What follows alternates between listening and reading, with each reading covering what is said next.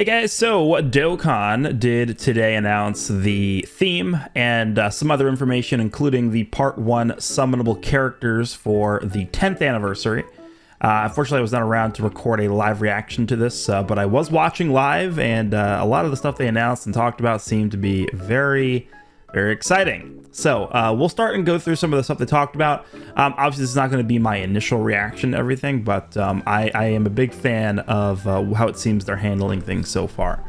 So we're going to go and just, look through what they talk about here. I actually didn't watch the English one. I watched the Japanese one just because I have more faith that it's accurate, given the history of how they've handled this before. But we'll go through what they talk about in the English one here, and we can just skip through a lot of the points that they bring up. So the first thing here is the campaign theme is Tenka Musou, which, what do they say? Second to none in the whole world. Okay, so technically speaking, Tenka means beneath the heavens. Ten is heavens, Ka is beneath, or Shita, beneath. And then Musou is like the greatest, basically. So technically speaking, the literal translation of this is the greatest beneath the heavens. So yeah, I mean, I kind of understand where they're coming from for this translation. Second to none in the whole world. So a lot of people were thinking this was going to be a Goku-themed celebration.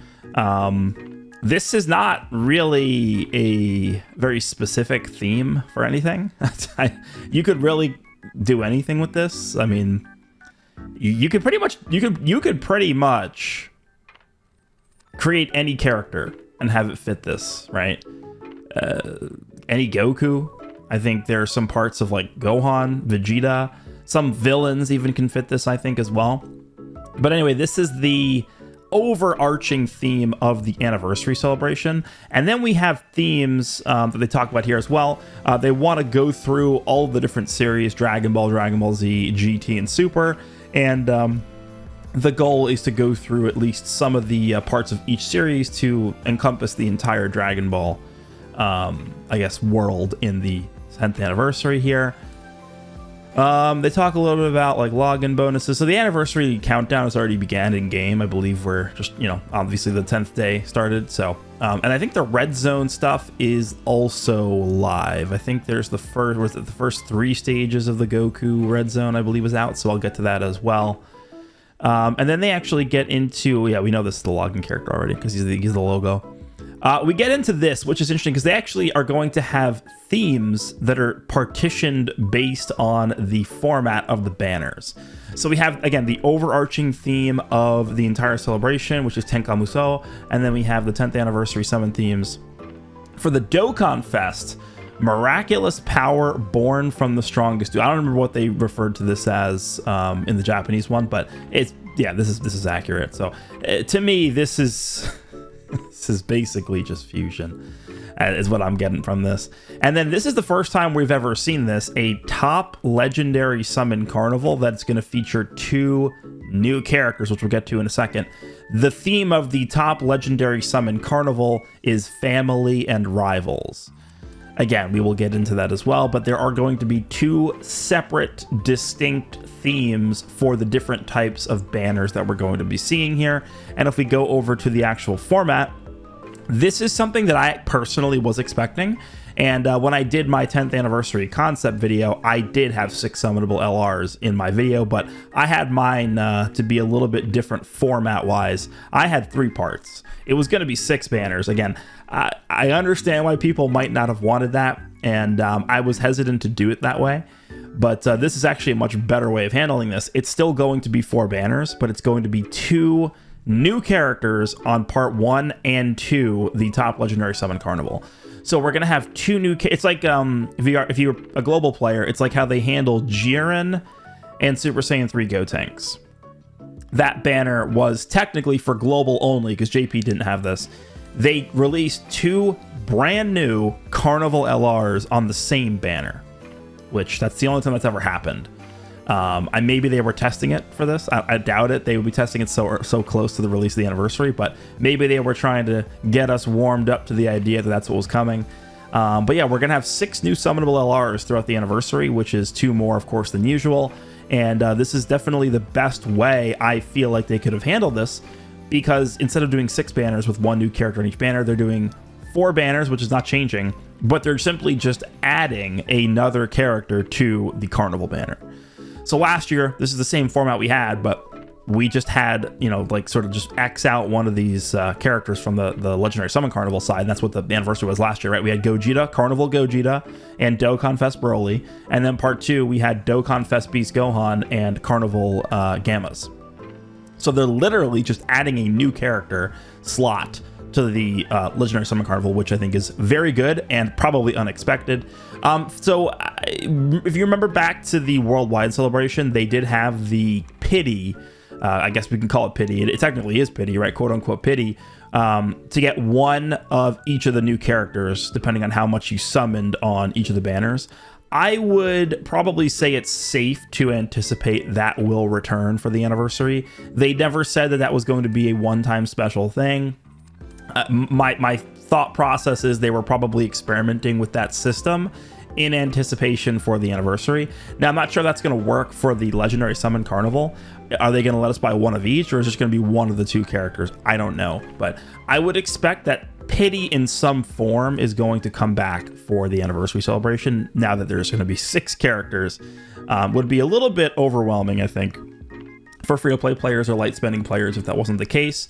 But I do think the format is very good, and I have no complaints whatsoever.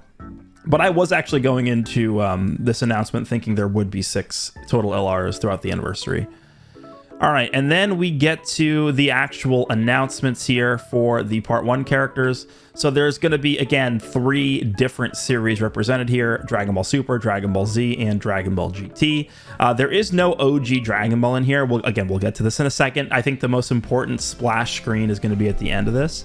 But they do show us, I mean, we can kind of just play this in the background here on mute.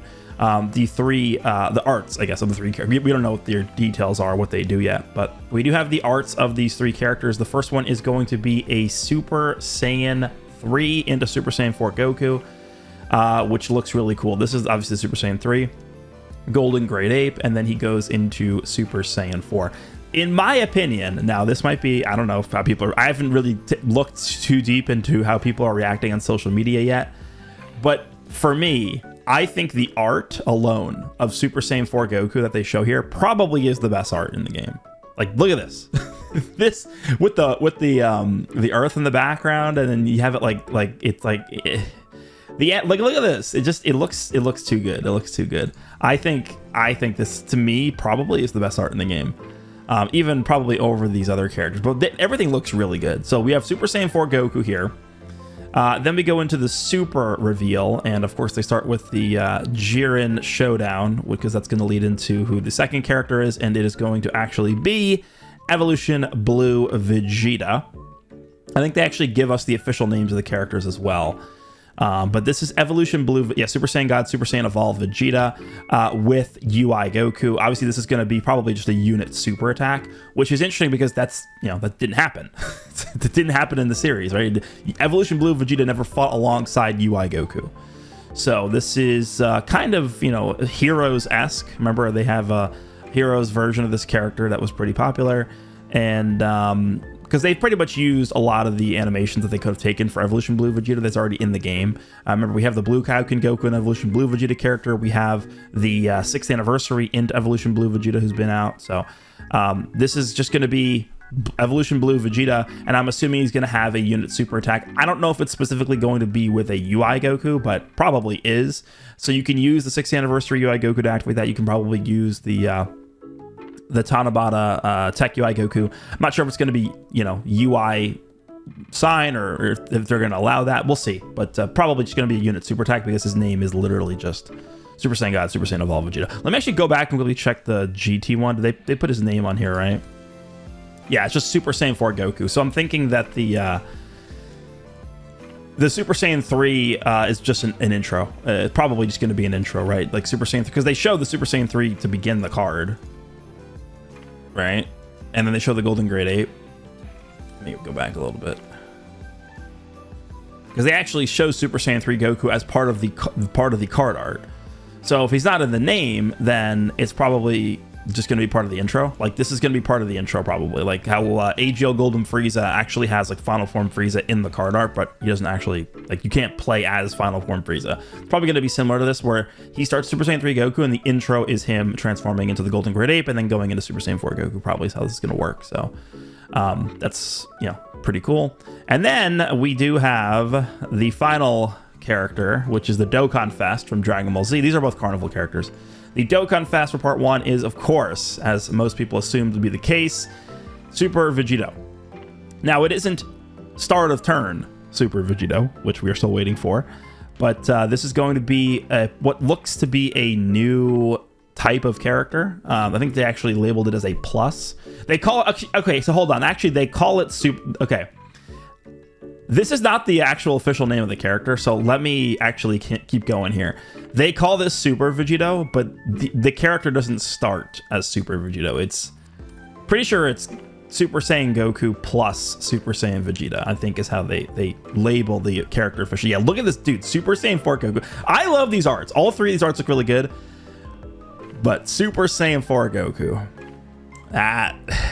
he just looks better. He just looks superior. The Vegito art looks really cool too, and they all look really good. I think they did a good job with all the aesthetics so far for these characters. Again, we don't know what the animations are, we don't know what their kits are, but in terms of just giving us a taste of what these part 1 characters are going to be like, I mean, this is some part 1 we've got. You know what this reminds me of? This is like a Dragon Ball Legends part of a celebration, because typically with Dokkan they have a pretty, you know, established theme for their big celebrations. They're usually characters that are either affiliated with one another or they have a strong connection between each other.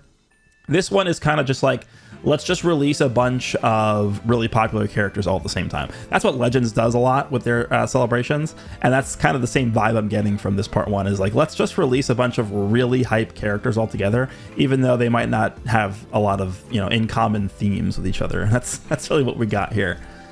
Okay, so those are the part 1 characters, and then this is the image we will come back to. I want to talk about this a little bit in depth in a second. Let's go back here. So here are the official names. Okay, so no, he actually does start as Super Saiyan 3 Goku. So never mind, this is not just an intro, this is actually going to be a transforming character. Super Saiyan 3 Goku GT Golden Great Ape, which is kind of unfortunate because a lot of people were looking forward to the EZA for the STR Super Saiyan 3 Giant. This is the same name as this character, right? Same name. That Super Saiyan 3 STR GT Goku has been... They've held back on his EZA for a long... I don't know why they've taken so long, but now it's like, okay, now that when he's finally going to get his EZA, he's obviously not going to be, you know, as good as this guy is. Unless this is just going to be like a turn 1 transformation, then it really doesn't matter. But I feel like if they were going to do this, then they should have just EZA'd that Goku a long time ago. This is actually just Blue Evolution Vegeta. And then this is the interesting one. Super Saiyan Goku plus Super Saiyan Vegeta Angel. This is the first time we've seen this plus sign.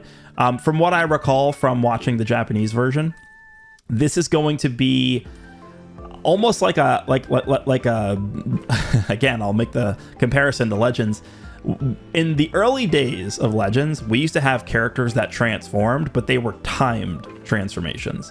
So like red Super Saiyan 3 Gotenks, yellow Blue Kaioken Goku, those characters would transform, but then their transformations would actually expire and they would de-transform back to their original states. That sounds to me like what this is going to be. They can fuse into Vegito, but the fusion is only going to last for a few turns, and then they're going to revert back to Goku and Vegeta. Let's actually take a listen here and just, you know, see what they say here. From Dragon Ball GT and Super Saiyan God SS Evolve Vegeta from Dragon Ball Super. Yep. Yeah. Wow, the illustrations looks amazing. Ken, could you briefly introduce the characters? Sure. Super Saiyan Goku plus Super Saiyan Vegeta Angel possesses a new skill called Reversible Exchange. Okay, so they actually do have a name for it. It's called Reversible Exchange. And can also merge into Super Vegito. Yep. The Potara fusion is limited to a certain number of turns, okay, yeah. But it offers powerful abilities and a new gameplay experience, including before the merge. We know you're curious about the new skill, Reversible Exchange, the new character animations and their abilities, We'll be sharing all this in the upcoming broadcast on our official YouTube channel. Okay, yeah, so they don't really give too much information about this. The interesting to me is the plus sign here. He mentioned that there is going to be exclusive, well, not really exclusive, but new mechanics associated with the pre-fuse version.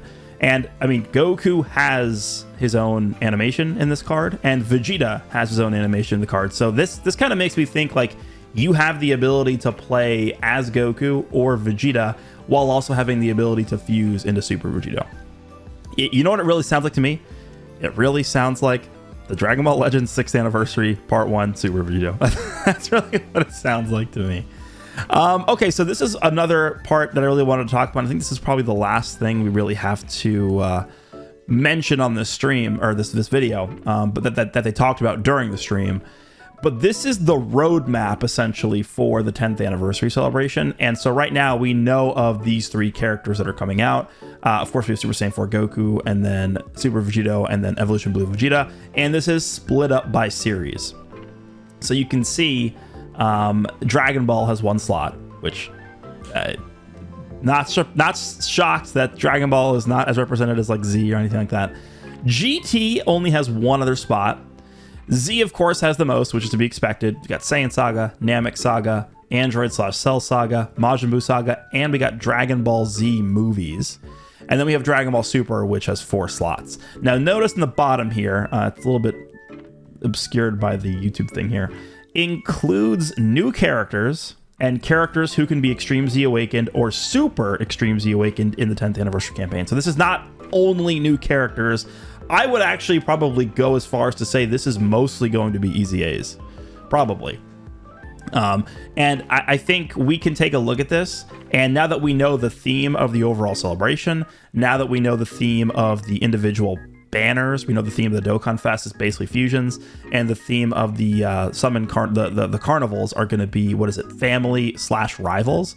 We could kind of narrow things down a little bit for what we can expect to see in part 2. So I don't know. I think Dragon Ball, I've seen some people throw out the possibility of maybe getting an LR Carnival Kid Goku from Dragon Ball. I think it's possible, but Kid Goku, it's tough to really have him fit the theme. Rivals, I mean, who's his rival? It's like Tien, I guess. Maybe we could have like a Kid Goku from the fight against Tien from the 22nd World Tournament. I don't know if they'd make that an anniversary LR. Something else they could possibly do is to fit the theme of family. They could somehow weave Grandpa Gohan into his animations. That could, I guess, maybe fit the bill there. But I'm thinking probably GT or Dragon Ball will be relegated to just a free character is what I'm thinking for this slot. We'll see. Again, Dragon Ball, I'm not really expecting too much out of it, but probably a free character here. Maybe go into an LR. That's probably what I'm thinking here. GT, we already know with like 99% certainty that the character going to be in this slot is the 7th anniversary fusing Gogeta 4, Super Saiyan 4 Gogeta. So that's really telling that we're probably not going to get anything else for GT here, which I think, you know, us getting a brand new Super Saiyan 4 Goku is pretty cool. Now, Z has a lot. Z is probably going to be the hardest to call. I think it's very obvious that the Planet Namek Saga 2 characters are going to be the Super Saiyan Goku and Full Power Frieza from the Worldwide Namek Celebration. Those are going to go here. Majin Buu Saga, one of these slots is going to be the banner unit for Super Vegito. And then we got 3 others. I'm thinking... Man, I don't know. They've done so much Buu Saga stuff. I would actually have to go back and look at this, but I think one that's pretty obvious. I mean, I don't know if they would actually do this or not, but I'm thinking they could. I mean, I did talk about this in my concept video. A Super EZA for the 3rd anniversary characters, the fusing Super Saiyan Goku and Vegeta into Super Vegito. That would also obviously they would Zenkai, they would EZA both of them at the same time. So then the physical Super Gogeta would also be go into the movie slot, those Super EZA characters. And then we got 2 slots left here. I don't really know. I mean, do they count? I don't think Pikkon and Gogeta don't count. That's a movies character, right?